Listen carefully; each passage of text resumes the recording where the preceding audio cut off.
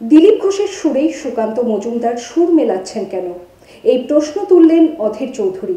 পাশাপাশি তিনি বলেন, মন্দির রাজনীতি বিজেপিরই শেখানো।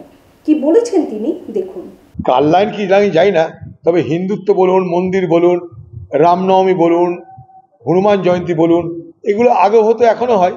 কিন্তু এখন কি হয়, বিজেপি ভার্সেস তৃণমূল হয়। রাম কার, বিজেপি বলে আমার, দিদি বলে আমার। মোদি দিদির লড়াই রাম নিয়ে, মোদি দিদির লড়াই হনুমান নিয়ে, মোদি দিদির লড়াই মন্দির নিয়ে। এরা না থাকলেও মন্দির ছিল, এরা থাকলেও মন্দির আছে, এরা আবার যখন থাকবে না তখনও মন্দির থাকবে, মন্দিরও থাকবে, মসজিদও থাকবে।